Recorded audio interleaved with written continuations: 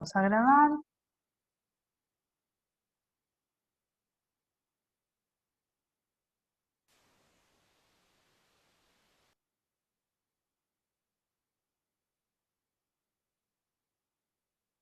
Bien, bueno, muy bien. Tenemos que empezar a tratar hoy toda la última técnica que vamos a ver del módulo de eléctricos, que es voltamperometría. ¿Se acuerdan que la clase pasada habíamos dicho que estas técnicas de voltamperometría se incluían dentro de los que llamábamos técnicas no exhaustivas? En una técnica no exhaustiva, la cantidad de analito que reacciona en la interfase electrodo-solución, porque vamos a recordar que esta técnica es una técnica de la interfase, es despreciable frente a digamos, frente a la concentración del analito en el seno de la solución. Eso por un lado. Por otro lado, para que la técnica sea no exhaustiva, necesitamos manejar la relación entre el área y el volumen de la solución que se ponen en contacto. Para eso, estas interfaces se caracterizan por tener una relación área-volumen muy pequeña. ¿Se acuerdan que habíamos dicho que para accionar sobre la relación área-volumen, generalmente lo que hacemos es modificar el área de los electrodos? En este caso, las técnicas voltamperométricas utilizan microelectrodos, es decir, electrodos muy chiquititos. Bien, dentro de estas técnicas voltamperométricas, y vamos a analizar un poquito el nombre de la técnica, voltamperometría, medida simultánea de la diferencia de potencial, en realidad del potencial aplicado, y de la corriente circulante a través de la celda. La celda habitualmente va a ser una celda de 3 electrodos, salvo que en la última parte de la clase indiquemos lo contrario. En ese caso, vamos a decir que el electrodo de trabajo, que es un microelectrodo, un electrodo muy pequeño, va a ser el que esté polarizado.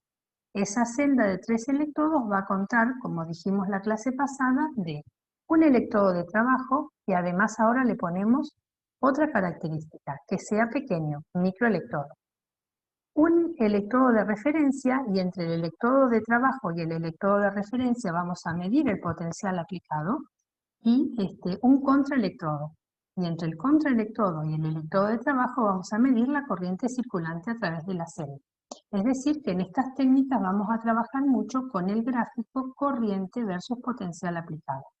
Y como vimos en la clase pasada, cuando nosotros modificamos la convención que estamos utilizando, modificamos el nombre del gráfico, el nombre de la curva corriente potencial y nos vamos cambiando de técnica. La clase pasada, cuando ese gráfico, corriente potencial aplicado, ahora en realidad era un gráfico de densidad de corrientes, anódicas positivas, catódicas negativas, y en vez de potencial aplicado graficábamos eh, potencial de reducción, la curva, corriente potencial, se pasó a llamar, entre comillas, curva de polarización.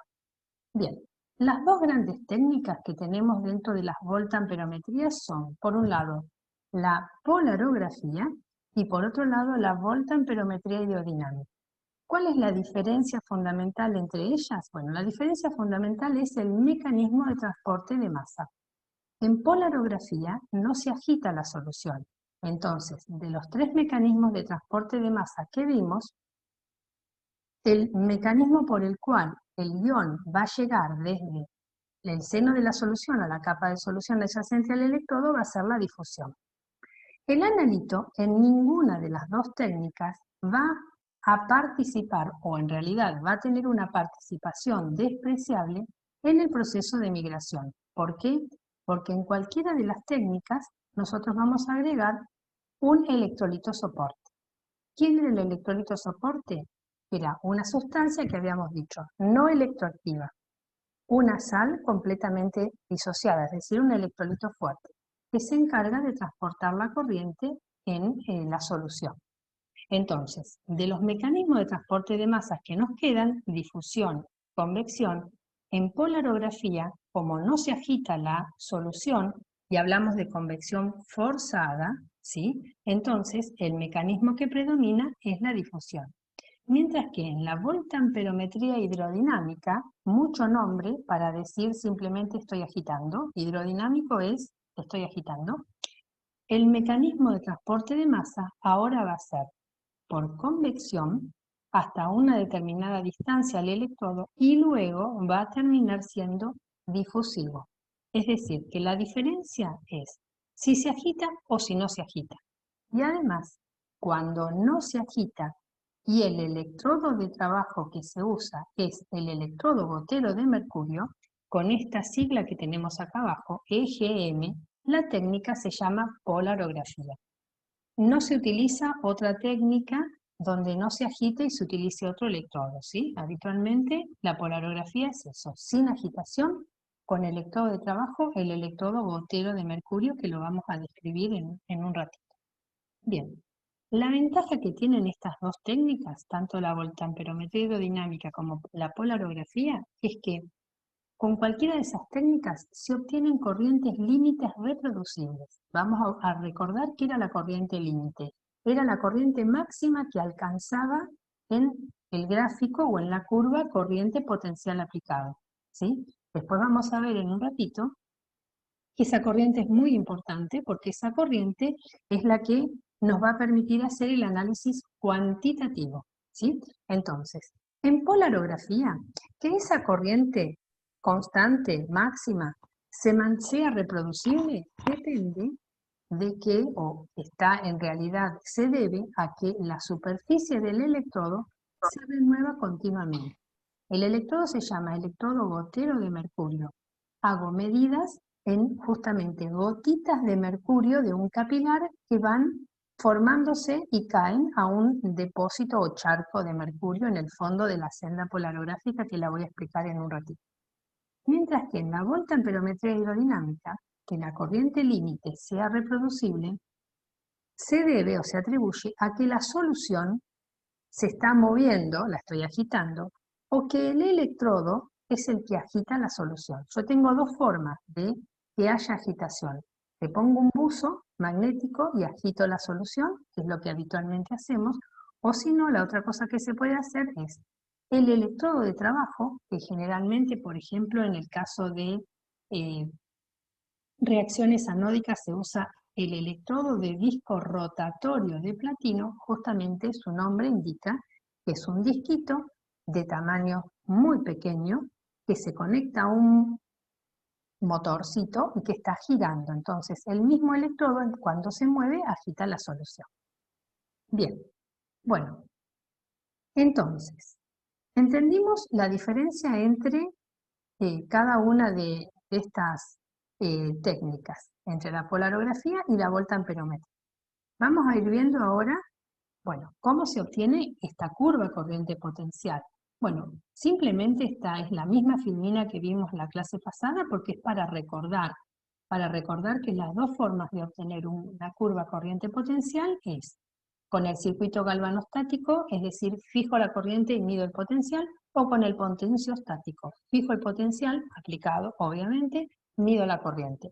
La clase pasada explicamos por qué siempre se prefiere el circuito potenciostático, porque si uso el galvanostático y trabajo en la zona de corriente máxima, si yo fijo la corriente máxima, a ese valor de corriente máxima corresponden varios valores de potencial aplicado, o sea, el potencial aplicado está indeterminado en esa zona.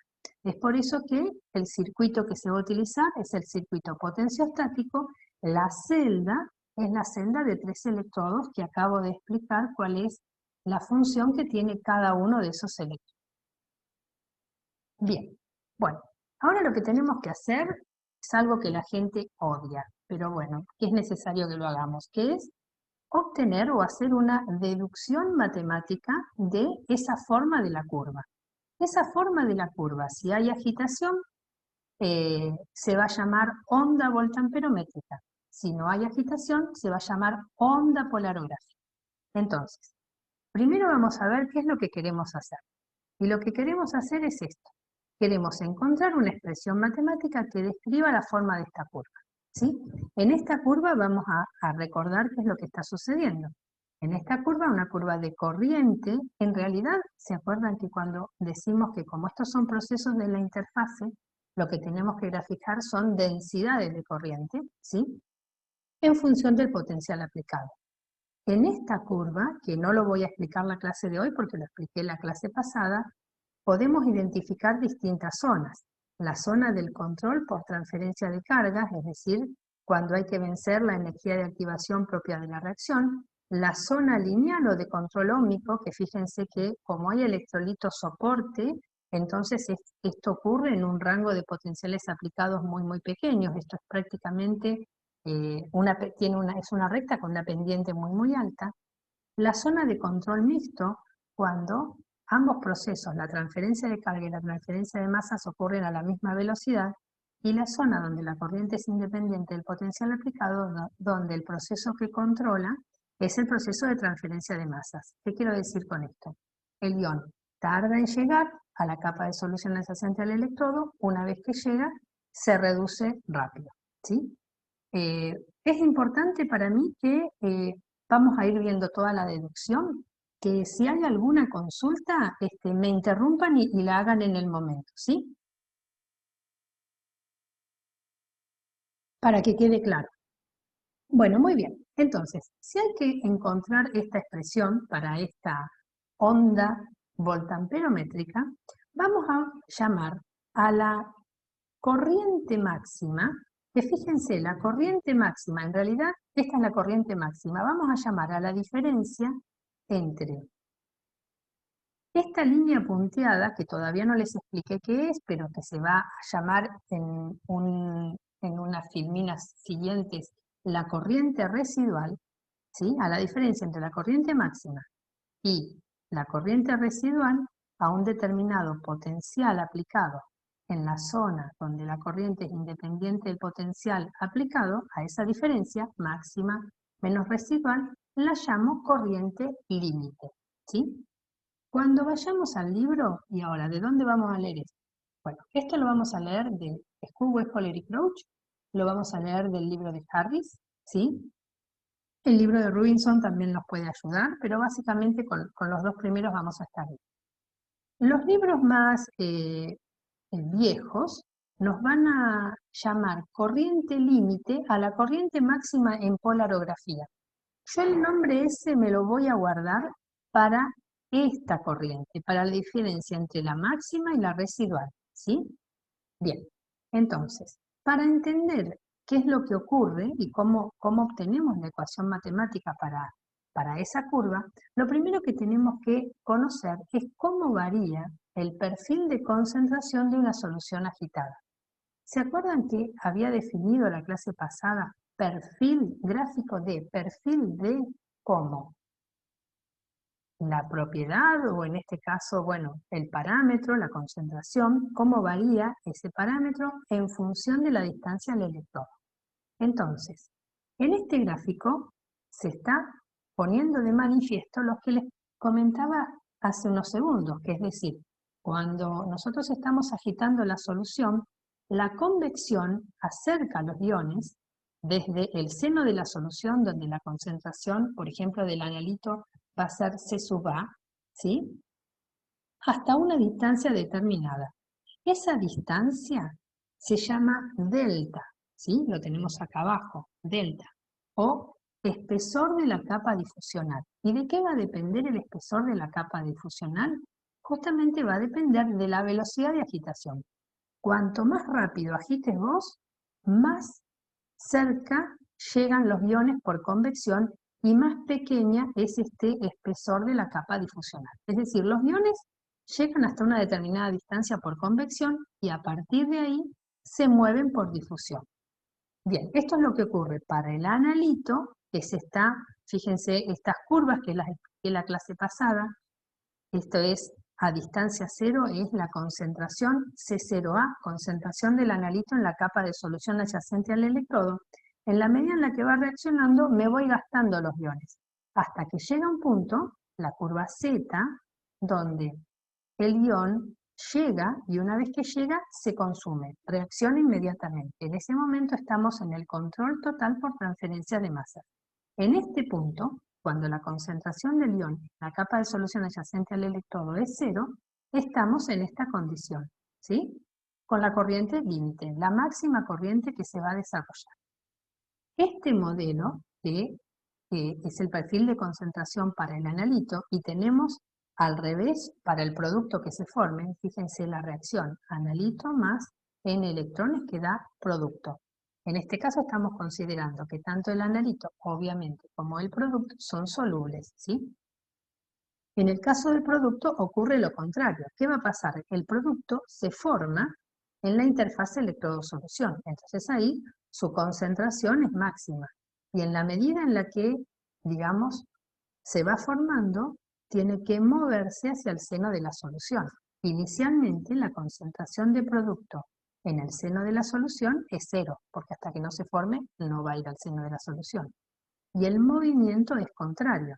El analito se mueve hacia el electrodo donde se consume, el producto se mueve desde la superficie o la interfaz electrodo-solución donde se produce hacia el seno de la solución. Bueno, estos modelos que acabo de explicar, ¿por qué convección hasta una determinada distancia? ¿Por qué difusión a partir de ahí? Están correlacionados con el perfil de flujo. El perfil de flujo nos indica a nosotros, ¿se acuerdan del modelo que dimos para la interfaz electrodo-solución? Nos indica cómo vamos pasando de la solución, el seno de la solución, caos total, sin estructura, a la superficie del electrodo, es decir, el electrodo, una superficie completamente ordenada con una estructura típica y característica. Entonces, la solución, a medida, o los iones, a medida que se van acercando, aquí tenemos la superficie del electrodo, a la superficie del electrodo, este es el electrodo, el que está marcado en oscuro, a la medida en la que se van acercando, se van ordenando. Entonces, cuando el movimiento es del tipo browniano, o que se desarrolla un flujo que se llama turbulento, vamos a estar en la zona del seno de la solución de convección. En la medida en la que nos vayamos acercando, esos iones se van a ir ordenando, entonces el flujo va a pasar a ser más ordenado, es un flujo del tipo laminar, ¿sí? En el último tramo de la convección. Y en esta distancia delta ocurre el proceso difusivo. Bueno, vamos a ver qué tiene que ver todo esto con la deducción de la ecuación. Les repito, si no se entiende algo, por favor me interrumpen.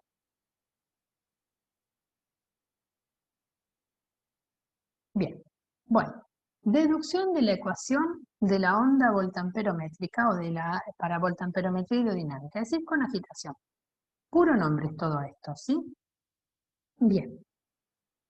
Antiguamente, si estuviéramos en la modalidad presencial, les haría un discurso y les diría, chicos, hay dos deducciones que tenemos que saber para el parcial, una es la de la ley de Lambertville, otra es la deducción de la onda polarográfica. Bueno, se darán cuenta que con esta modalidad de virtualidad no tiene sentido que yo te tome una deducción que vos te la copias de la filmina, ¿sí? Pero ¿a qué apuntamos con ver esta deducción? Primero, a entender cuáles son los procesos, cuáles son las consideraciones que estamos teniendo en cuenta para llegar a la expresión final. Que sepamos utilizar la expresión final y que tengamos en cuenta cuáles son todas las suposiciones que nos llevaron a esta expresión final, ¿sí? Bueno, vamos a empezar entonces considerando lo siguiente. El analito reacciona en la interfaz electrodo-solución para dar un producto.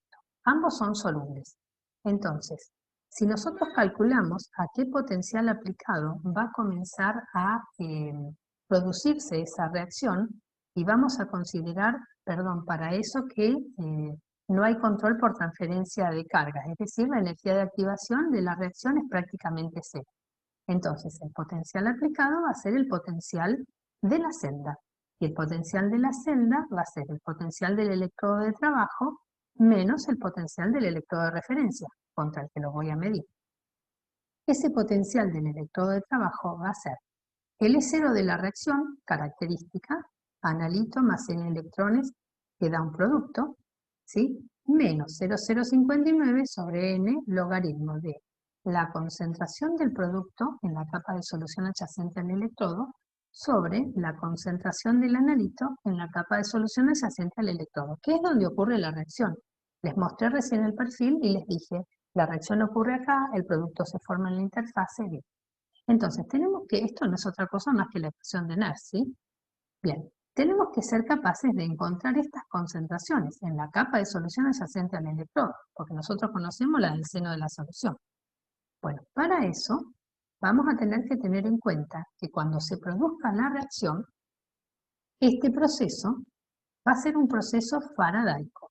Entonces, la primera suposición que vamos a hacer es que la corriente responde a un proceso faradaico. Es decir, si hay circulación de electrones, hay corriente. Si hay corriente, hay reacción, decíamos la clase pasada. Bien, esa corriente, debería haber escrito aquí algunas otras consideraciones antes de llegar acá, pero bueno, las voy a ir diciendo verbalmente y ustedes las pueden anotar sin problema. Entonces, primera suposición. El proceso es un proceso faradaico. Se cumple la ley de Faraday. ¿Qué nos dice la ley de Faraday? Nos dice que la corriente es igual al diferencial de carga por unidad de tiempo. Ese diferencial de carga lo puedo calcular a través de la ley de Faraday. Y la ley de Faraday me dice que es N, el número de electrones puestos en fuego, por F, la constante de Faraday, por el diferencial de concentración, ¿sí?, respecto al diferencial de tiempo. Bien, para calcular cómo varía el diferencial de concentración respecto del diferencial de tiempo, tenemos que hacer la segunda suposición. Y la segunda suposición es que no importa que vos agites, al final, en el último tramo, los iones terminan llegando al electrodo moviéndose por difusión. Entonces, la suposición es que se cumple la ley de Fick. La ley de Fick nos dice que el diferencial de concentración respecto del diferencial de tiempo, no estamos todavía acá, si estamos en un pasito antes, el diferencial de concentración respecto del diferencial de tiempo es igual a J, que es el flujo másico, por A, donde A es el área. Y esta I, en el libro lo van a encontrar como I minúscula, pero debería ser una I mayúscula, ¿sí? Lo aclaro por las dudas. Bien, entonces, habíamos dicho, el diferencial de concentración respecto del diferencial de tiempo por la ley de Fick es el flujo másico J por el área. Y el flujo másico, por la ley de Fick, se puede estimar como el coeficiente de difusión del analito, que me da idea de la velocidad a la que se mueve el analito en solución y tiene unidades de centímetros cuadrados por segundo, multiplicado por el diferencial de concentración respecto del diferencial de posición. Y esto está marcado aquí con verde porque para estimar este gradiente, lo que tenemos que hacer es mirar cómo es el perfil de flujo. Entonces, ¿cómo llegué hasta acá? Considerando que el analito, que la reacción ocurre en la interfase electrodo-solución, considerando que es un proceso faradaico, que se puede aplicar la ley de Faraday, y considerando además que en el último tramo del movimiento del ion hacia la interfaz electrodo-solución, el movimiento es difusivo y se puede aplicar la primera ley de Fick. Para muchos de ustedes, esta palabra, la primera ley de Fick, va a ser algo raro, pero bueno, van a cursar fenómenos de transporte y van a ver las leyes justamente que gobiernan los fenómenos de transporte. La ley de Fick es la ley más sencilla, ¿sí? Que por eso se las conté de esa forma tan coloquialmente. Bueno, entonces, ¿qué teníamos que hacer? Tenemos que encontrar una expresión de cómo varía el diferencial de concentración respecto de la posición. Eso no es otra cosa que calcular, en vez de hacer el diferencial, hacer el delta C sobre delta X. Y el delta C es entre qué punto y qué punto. Bueno, el delta X va a ser en qué rango, digamos, en qué distancia ocurre el proceso difusivo. Y bueno, va a ocurrir en este espesor de la capa difusional, delta, ¿sí? ¿Qué dijimos? El delta uno puede hacer que sea más estrecho o más grande graduando la velocidad de agitación. Por eso ven acá, fíjense las unidades que tenemos. 10 a la menos 2 a 10 a la menos 3 centímetros. Esto es pegadito al electrodo prácticamente. Bien, y el delta C es la variación de la concentración. Y la concentración en cualquier punto va a ser entre C sub A, la concentración del analito en el seno de la solución, y C0A en algún punto determinado. Bien, volvemos aquí. Entonces, dijimos que la corriente, que sería, esta debería ser una letra I mayúscula, es igual a N por F por A, ¿sí? Por el coeficiente de difusión del analito por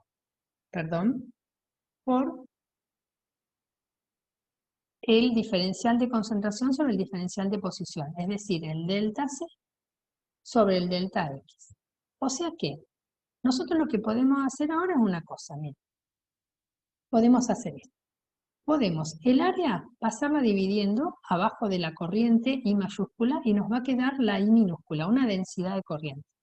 Y todos estos parámetros, N, el número de electrones puestos en juego, F, la constante de Faraday, el D sub A, que es el coeficiente de difusión del analito, y el delta, son todos parámetros típicos del analito. Los vamos a poner adentro de una constante que se va a llamar K sub A. Lo mismo vamos a tener para el caso del producto. En el caso del producto, para cuando estime el diferencial de concentración respecto de la posición, vamos a volver un poquito para atrás, ¿qué teníamos? Que C sub P valía 0 en el seno de la solución, porque el ion se forma en la capa de solución adyacente al electrodo, ¿sí? Entonces, volviendo, vamos a tener de la misma forma que en vez de escribir CP, va a ser, en vez de CA va a ser CP menos C0P. Entonces nos va a quedar esta expresión. Nos va a quedar con el signo menos acá. Y bueno, eso nos está indicando justamente lo que les decía de el sentido del movimiento.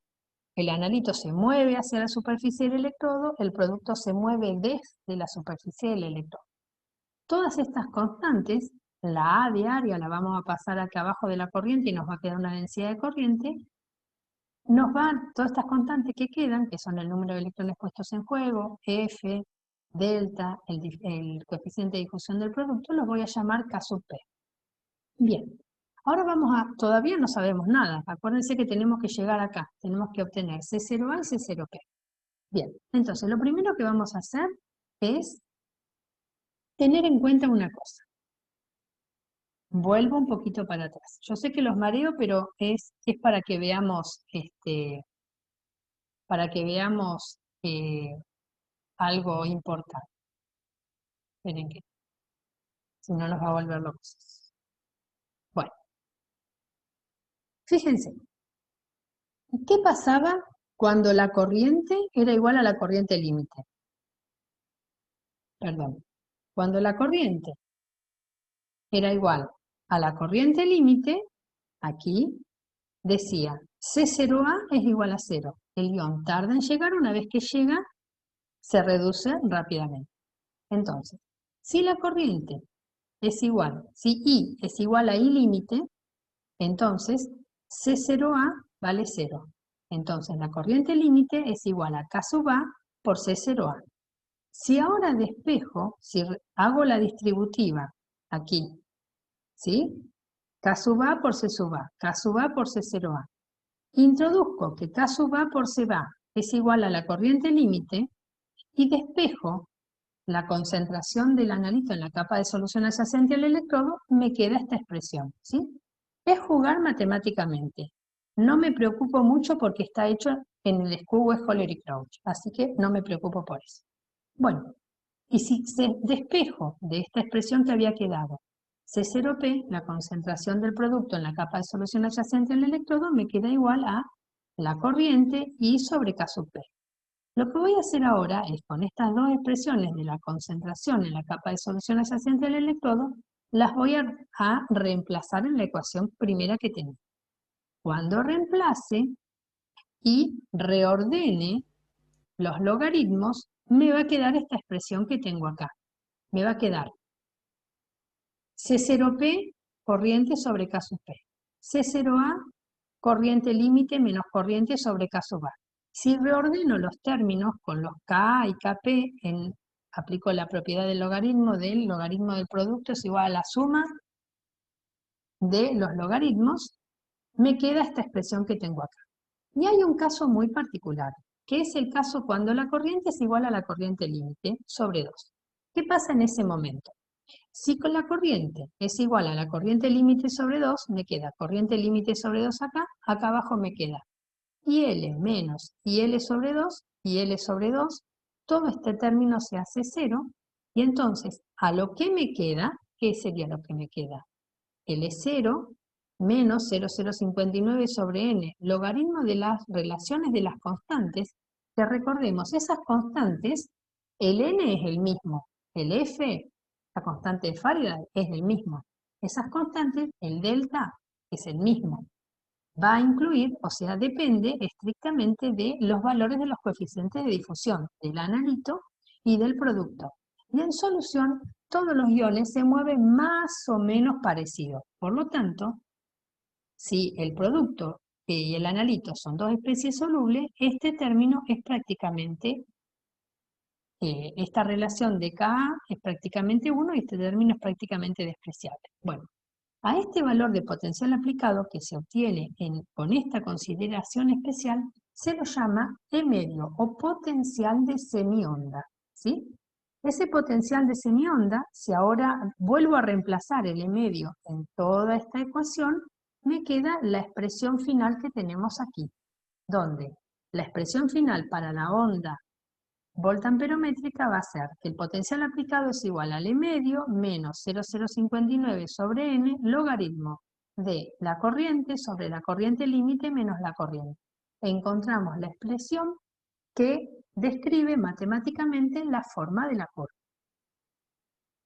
¿Alguna duda hasta acá?